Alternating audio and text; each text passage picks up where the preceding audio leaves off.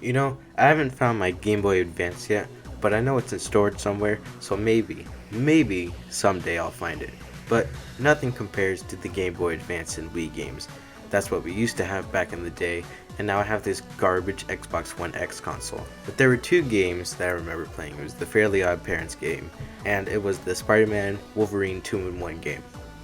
Welcome to the first episode of A Trip Down Nostalgia Lane, where we take a look at the simpler, better times of our childhood. In this video, we're going to be taking a look at the Game Boy Advance game, Spider-Man Mysterio's Menace. Now for some context too, Spider-Man was always my favorite superhero, and honestly, it battles for my favorite superhero today. I have everything to do with Spider-Man, so much that I actually told myself that the Amazing Spider-Man 2 movies were actually good. And, still to this day, Spider-Man 3 is probably one of my favorite of the Raimi movies. Now, the Spider-Man figure that you see on the screen is actually my favorite Spider-Man figure that I have. And it's a good thing that I have it too, because once I got it, the price on Amazon went up to $90 like that. But now I have the retro figure, so it's all good. So.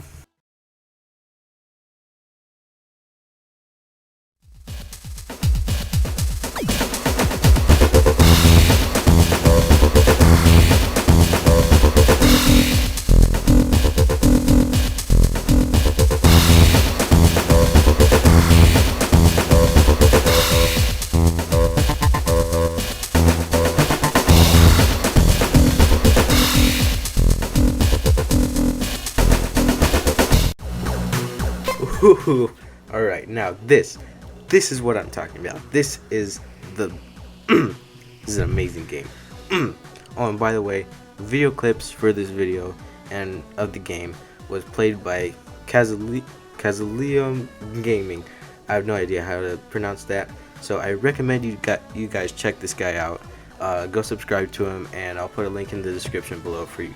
Now look at this. The beginning credits of this game looks really good. It looks amazing. It just gives a perfect introduction to what you're in for the game. And the title screen is just as beautiful as I remember. So what are we going to do in this video? Well, we are going through each of the levels and share my experiences with the game and just show you how fun this game really is.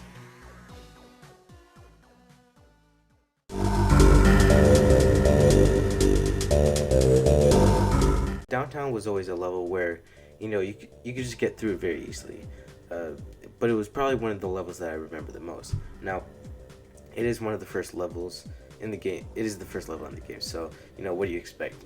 But I like how this level gets you started. It's basically a simple tutorial for the rest of the game. You can basically figure out everything by yourself. Now, listen to that sound effect of the bad guys getting defeated. Oh my god, that sound stuck with me for a long time, and it still does today. The combat I love as well. It's just a couple of punches really go a long way for some big muscly henchmen.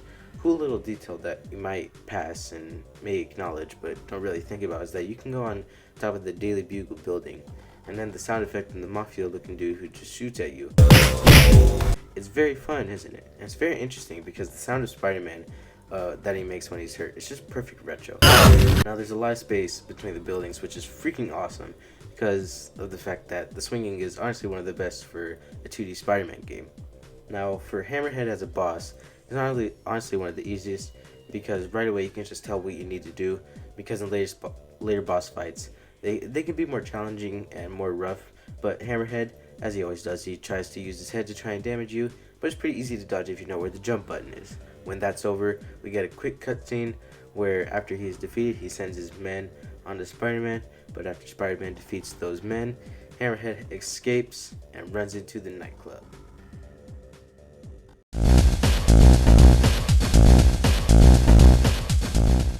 Where this level starts, we have a cutscene of a bystander who tells Spider-Man how she saw Hammerhead run into the nightclub. Once he enters, and then boom. This level I really love because once you enter, you hear that party music faintly in the background and it just sets up the rest of the level. It's just great.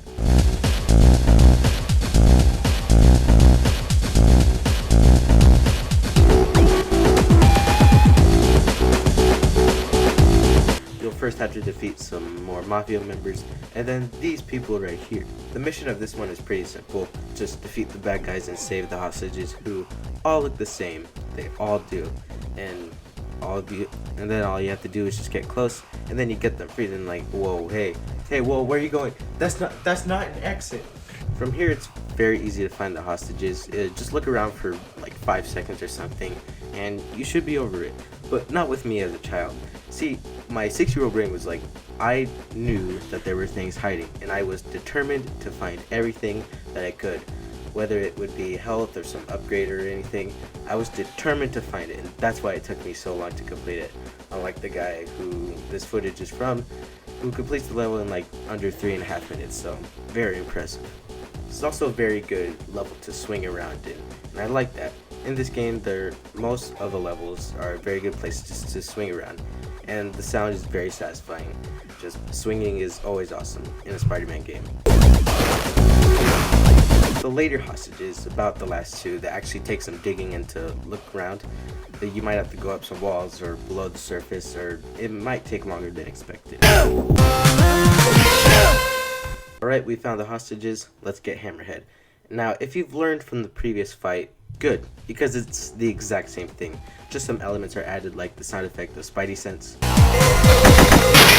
And now, which is amazing, that Hammerhead can shoot the ceiling and glass falls on you.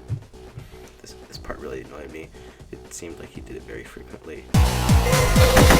But now that Hammerhead has been defeated, we get a cutscene stating that the weapons that Spider-Man found are high-tech, which leads Spider-Man to go to...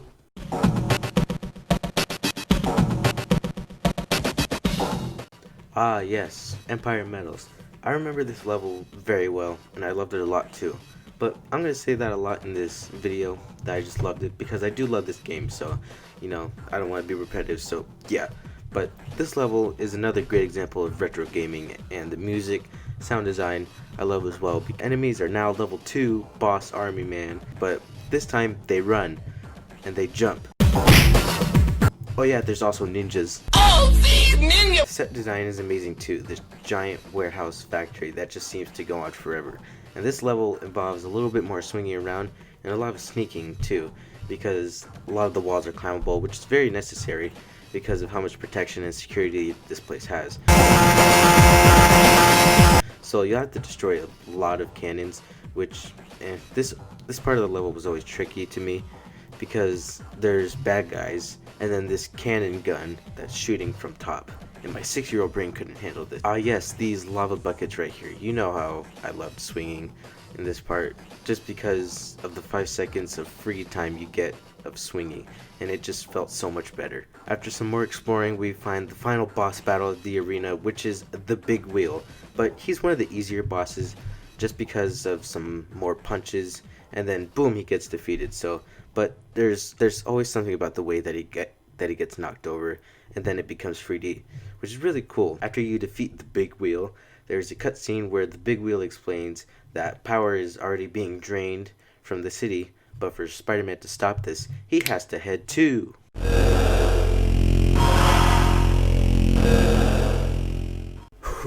Alright, this in the video game, this is where it gets real. This level was, and still is, very terrifying. I'm not lying to you. It's so creepy. Like, listen to this music.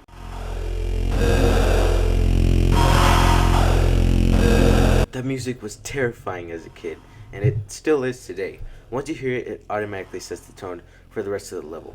Chemcourt was always very dark, and the villains keep getting upgraded, which is very fun because you got these employees with flamethrowers trying to get their paycheck. And then these army dudes are back, which... Again, a lot of this level is swinging around trying to find places to go, and then once you find it, you find it. It really does not take effort at all, just messing around. It's a lot of ups and downs and going left and right. Like, you have to eliminate these laser beams which control these panels that you have to destroy. And good luck trying to find them because they're just random. This level is also very filled with limitations, like these blocks that are suspended from the ground, and then there's electrical wiring that'll shock you. And you'll have similar set pieces like barrels and the lava buckets, but in this one it's like chemical, acid, whatever it is, just pouring down. And speaking of set design, It's also one of the best in the game. From tone, music, atmosphere, it's one of the darkest and creepiest levels. And then after exploring for a bit, you'll find Electro, a boss that's just a little bit harder, but you could defeat in about 30 seconds to a minute. And this one is actually will take a bit more strategy and thinking, but it's fine. Because he's got this ultra mega power thing that'll take a lot of damage. So after the fight, there's a cutscene where Electro explains he's already super powerful, and then he takes this wire and then just freaking blows up, sort of. Skip it up and that up. He gets away, so at the end, Spider-Man has to go to the tower that Electro mentions earlier, which leads him to go too.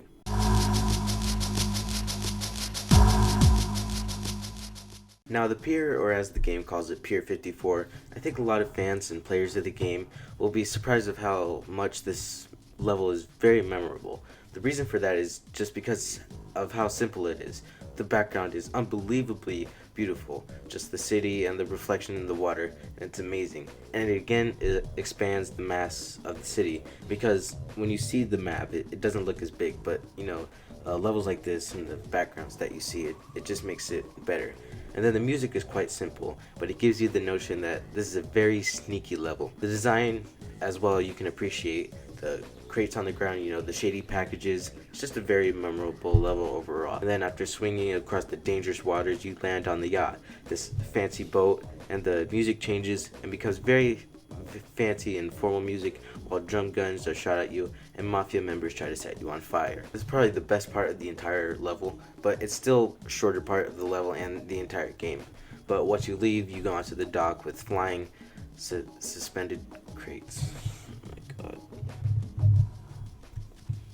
You'll have to navigate through your way through the docks, up and down, some as the other levels, and then you eventually find Rhino.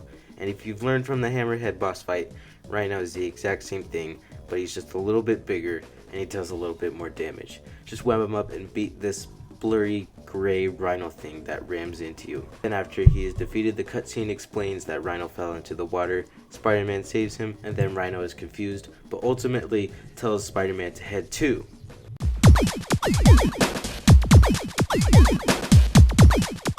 the museum. Overall is not one of the most memorable levels, I think, because it's not as different or as interesting as some of the other levels, but it's remarkably like earlier levels like the club. There you have to find things and retrieve stuff, but like in the club, and then you have to free the hostages. And then in this one, you have to find the ancient artifacts. The main bad guys you defeat are ninjas. Again. Oh, these ninjas! Oh yeah, now they have swords, which is great. The music I love too, because it's fast paced, and it really tells you that you just need to move quick. Get out! Get out! Get out! Okay. Get out! Bro, why is this guy crawling on the ceiling? This is another level where you have to do some digging around because you have to find those artifacts. But if you look around, there's a lot of cool things and Easter eggs that you can find. For example, there's a statue of the Big Wheel, a boss that you defeat earlier in the game. This is the room where there's a lot of fire that's used to protect these two ninjas that both have an artifact. Now you automatically, after defeating those, you have one more to find, which is in the hallway further down and is placed and protected by fire.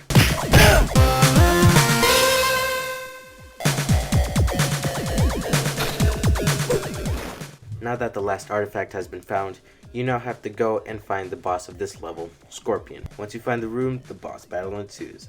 And this one is actually, it was always tricky to me, because it was more tricky to me than other bosses earlier in the game. Because he moved a lot more, he had a lot more movement, and he was a lot more active than other bosses. He can jump onto walls and attack you, but that was also the time where he was vulnerable, and so you could just beat him up. And as always, he can do a super duper damage move where the lights from the ceiling just comes falling from the ceiling.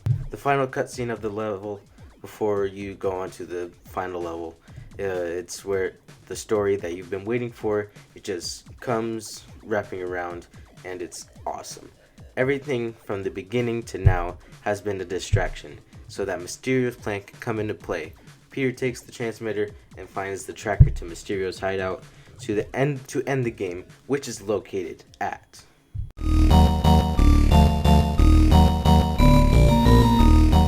Now you know how I said Camp Corp was one of the scariest levels in the game? Well, this is the actual scariest, and I mean it too. Listen to this music.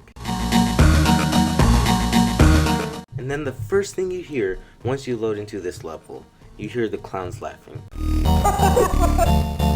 And you hear those sounds throughout the level. It just adds a little bit more kick to the scariest, I guess. I love the dimensions of the background. You've got the roller coasters and then the city buildings, and it really adds a lot to the game. And then after swinging around for a bit in the air, you'll find the castle, which is where most of the level will take place. But if you want to explore the roller coaster or the outside for a bit, do that. It's fine. So once you enter the giant doors, you're greeted with skeletons that attack you. No more clowns. Like, what the heck? Like, they just come back together. What's defeated? What? Skeletons are easy. You just have to avoid them or web them up. But you can actually defeat them once and for all, instead of them just coming back together. But that's only some. And then also the castle also adds as a facade, because maybe it was previously used by theme park employees. It acts as a break room because we can see lockers and soda machines. It had that used before Mysterio took over the park. A lot of this level, like other levels in the game, is just messing around until you find the right thing that you're looking for. And I think the developers took most of their level and set design on this level, because if you look at the backgrounds and stuff, it looks very haunted and spooky, which is probably what they were going for. You can see the damage and the cracks in the walls. If you remember back outside the roller coaster that you went and stood on, there's damage there too. The guy who was playing this game found the symbiote suit, which is pretty cool, so that's why the suit's black, just in case you were wondering. Big fans! After crawling through small spaces and watching out for those spikes, you'll meet up with Mysterio. This is the best boss in the game, and I'm just saying that right now, okay? Even though this is basically the first time you're seeing him in the game, it's also the hardest and trickiest. Now I know I said that with Scorpion, but you haven't met this guy, okay? And of course it's going to be hard to defeat him because he's, well, the main villain.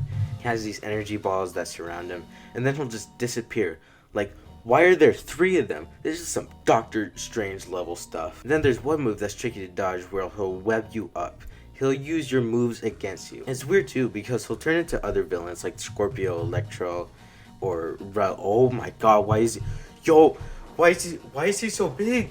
There's also another point to attack, so don't be, scared to attack him. Just do it. Just punch him, okay? And then you'll be fine. So you've done it. You've defeated him, all right? This is the final cutscene and the perfect ending where you just feel closure with Mysterio somehow getting away and leaving a fishbowl for Peter to pick up for MJ. Good thing he didn't forget it though.